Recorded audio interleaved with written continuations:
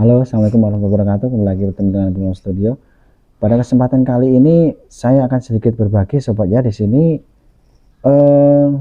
baru saya temui sobat ya. Jadi baru saya temui sebuah permasalahan yang memang mungkin juga dialami oleh banyak sobat-sobat semuanya. Ini saya khususkan ini buat sobat-sobat semuanya yang mau daftar monetisasi ataupun yang sudah daftar tapi ditolak oleh pihak YouTube gitu sobat ya. Nah, ternyata di sini ada beberapa penyebab. Ini yang saya sempat rangkum itu ada 5 penyebabnya sobat ya. Nah, di sini biasanya ketika sobat mengajukan monetisasi itu kan tentunya sobat sudah tahu ya, harus 1000 subscribe dan 4000 jam tayang pada channel YouTube sobat. Nah, yang menjadi pertanyaan di sini adalah ketika channel tersebut tidak memiliki klaim hak cipta, itu biasanya terjadi pada backsong sobat ya, terjadi pada backsong musik latar pada video-video yang sobat miliki. Itu harus kita edit dulu atau dihapus atau gimana sobat ya. Nah, kemudian video yang terklaim hak cipta itu sudah tidak ada, tetapi ternyata kok nggak bisa atau ditolak untuk daftar monetisasi gitu ya. Nah, di sini tentunya sobat akan sangat kecewa sekali ya ketika channelnya sudah memenuhi target, sudah 1000 subscribe, sudah 4000 jam tayang. Tentunya langkah terakhir atau verifikasi langkah tiganya sobat mendaftar yang namanya monetisasi atau mengajukan sebagai partner YouTube gitulah istilahnya sobat ya. Nah, tetapi alangkah kecewanya ketika kita mendapati bahwa penolakan itu kita ditolak oleh pihak YouTube karena mungkin kita melanggar pedoman komunitas gitu ya. Nah, padahal klaim hak cipta pada backsong itu sudah tidak ada. Nah, ini pernahkah sobat menemui hal seperti itu? Oke, di sini akan saya coba kupas permasalahannya. Oke sobat, selama ini yang kita tahu itu adalah musik terklaim hak cipta itu tidak bisa digunakan untuk backsong ya, sobat sudah tahu. Nah, kemudian harus kita ganti dan kita edit. Nah, yang jadi permasalahan di sini adalah ketika sobat menemukan channel sobat sudah 1000 subscriber, sudah 4000 jam tayang, dan tinggal mengajukan menjadi partner YouTube, kok ternyata ditolak sobat ya. Itu sangat kecewa sekali ya, akan langsung down gitu ya. Wah, kenapa kok ditolak? Penyebabnya apa? Nah, kita akan coba kupas. Di sini yang pertama perlu sobat pahami, video yang sobat upload apakah itu betul-betul orisinil video karya sobat sendiri. Video-video yang tidak boleh diupload ini tentunya sobat sudah paham ya, bisa diambil dari Facebook, dari TikTok maupun dari layanan-layanan media sosial lainnya. Itu tidak diperkenankan untuk diupload kembali. Jika sobat menemukan itu sudah pasti tidak bisa untuk pengajuan monetisasi sobat ya. Untuk yang kedua ini adalah judul video sobat ya. Nah, pernah saya kupas beberapa waktu lalu, yang namanya judul ini kita boleh copy paste tetapi tidak boleh sama persis sobat ya. Tidak boleh sama persis dengan pemilik video yang aslinya gitu sobat ya. Jadi sobat bisa tambahkan kata-kata gitu ya, jangan persis. Misalnya sobat hari ini membuat judul cara memasak ikan tongkol dengan sedap, kemudian sobat membuat video dengan judul seperti itu, walaupun videonya berbeda, itu juga menjadi masalah sobat ya. Yang ketiga ini adalah deskripsi pada video sobat ya.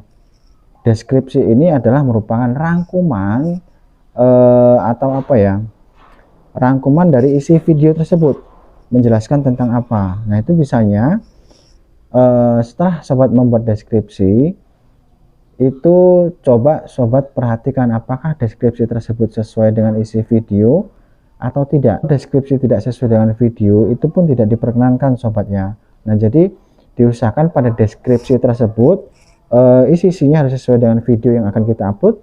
Kemudian di situ tidak ada unsur hoaxnya sobat ya. Untuk yang keempat ini adalah thumbnail sobat ya. Pernah saya sampaikan beberapa waktu lalu, jadi thumbnail ini jangan menipu sobat ya. Jadi thumbnail yang tidak menipu itu beruntut Jadi thumbnail, judul, deskripsi, dan isi video dan penutup video gitu. Jadi harus berurutan sobat ya. Jadi jangan berbeda, thumbnailnya A, kemudian deskripsinya C, videonya D, dan seterusnya. Kemudian yang keempat itu adalah tag ya, bukan hashtag tapi tag atau tagar ya. Simbol tagar itu biasanya sobat semua itu gunakan tagar atau tag itu pada deskripsi video itu untuk dengan satu tujuan untuk merujuk pada pencarian YouTube. Jika seseorang mengklik tag tersebut, nanti mungkin salah satunya akan merujuk pada video yang sobat upload. Nah, tag yang dimasukkan di sini adalah tag yang harus sesuai dengan isi video sobat ya. Misalnya sobat hari ini membuat tentang bagaimana cara membuat konten sobat ya, tagnya pun demikian, tagnya pun harus sesuai dengan judul sobat, judul video yang sobat sedang buat gitu ya. Itu juga tidak diperkenankan. Jadi harus sesuai ya, dengan menggunakan video, menggunakan deskripsi, menggunakan tag itu harus berurutan sobat ya. Nah, makanya kalau kita bisa cermati, itu banyak tuh youtuber-youtuber yang sudah besar, mereka kebanyakan tidak menggunakan deskripsi maupun tag sobat ya. Nah, kenapa? Nah, karena ini juga merupakan salah satu penyebab ditolaknya monetisasi. Nah, kemudian langkah apa yang harus kita ambil kalau kita menghadapi ketika YouTube kita sudah 1000 subscribe, sudah 4000 jam tayang, tetapi kok ditolak walaupun tidak ada klaim hak cipta di dalamnya. Yang perlu sobat perhatikan dan perlu sobat cermati dan bahkan mungkin perlu diedit, ada 5 hal tadi sobat ya. Video, judulnya, deskripsinya, kemudian thumbnailnya, kemudian yang kelima tag atau tagarnya ya. Itu 5 hal ini tadi sobat, kalau kita mencarinya pada Google Support ya, kita mencari di Google, itu tidak akan disebutkan sobat ya.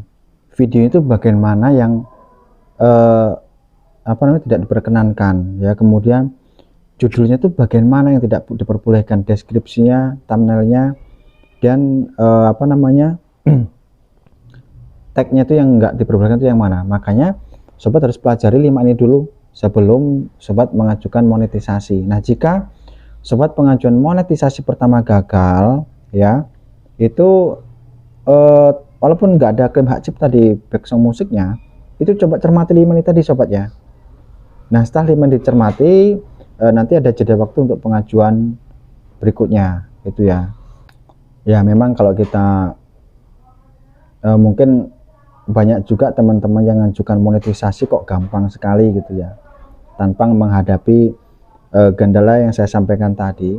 Ini biasanya notifikasi muncul di email ya, bahwa sobat melakukan pelanggaran komunitas YouTube gitu ya. Nah, nanti yang akan dibahas di email tersebut ada 5 hal yang saya sampaikan tadi sobat. Itulah yang harus sobat perbaiki. Ada juga sudah 1000 subscribe, 4000 jam tayang, pas proses pengajuan jam tayangnya turun. Nah, ini juga menjadi sebuah dilema sobat, yang membuat sebuah dilema tentunya. Makanya saya sarankan begitu sobat mau mengajukan monetisasi, pastikan dulu subscribe-nya sudah di atas rata-rata, jam tayangnya pun demikian, jangan dipaskan 4000, biarkan 4050, 4100 atau berapa. Itu untuk menjaga antisipasi proses pengajuan monetisasi tadi. Oke, mungkin itu saja yang dapat saya sampaikan, sebuah informasi terkait beberapa hal yang menyebabkan ketika kita ditolak dalam proses pengajuan partner YouTube sobat ya. Oke, untuk teman-teman yang mau mengajukan monetisasi, sudah cukup subscribe-nya, sudah cukup jam tayangnya, mudah-mudahan diperlancar dalam proses pengajuannya. Dan yang masih kurang jam tayangnya, tetap semangat sobat ya. Oke, saya hanya bisa kasih support seperti ini sobat ya, karena saya mengalami, saya juga mengalami sobat ya. Saya itu bahkan saya sampaikan tadi ya, ketika sobat mau menuju proses monetisasi, inilah disinilah saat yang sangat berat sobat ya. Ketika jam tayang kita sudah 4000 atau mendekati 4000, kita sudah semangat sobat ya, tahu-tahu jam tayangnya hilang, nggak tahu kemana. Itu saya sudah beberapa kali mengalami sobat ya. Jadi tetap semangat buat kawan-kawan yang mengalami hal seperti itu, terus cari permasalahan-permasalahan dan solusinya, tentunya dengan melakukan kegiatan mungkin searching di Google atau mungkin sharing dengan kawan-kawan yang mungkin lebih paham dari sobat gitu ya. Jadi tentunya ini akan membantu sobat dalam menyelesaikan masalah, khususnya pada ketika sobat mau mengajukan proses monetisasi seperti kawan-kawan yang lainnya ya. Nah, yang sudah dimonetisasi, alhamdulillah, mudah-mudahan selalu diberikan kelancaran, terutama untuk bisa menambah penghasilan sobat ya. Oke, baik sobat, mungkin untuk sementara itu saja dulu yang ingin saya bagikan ya. Mudah-mudahan ada manfaatnya, khususnya buat kawan-kawan semua yang sedang proses menuju monetisasi atau yang sudah dimonetisasi ataupun yang sudah pengajuan tapi ditolak. Mudah-mudahan ada manfaatnya setelah melihat video ini. Jangan lupa tinggalkan like, komen, dan subscribe ya. Assalamualaikum warahmatullahi wabarakatuh.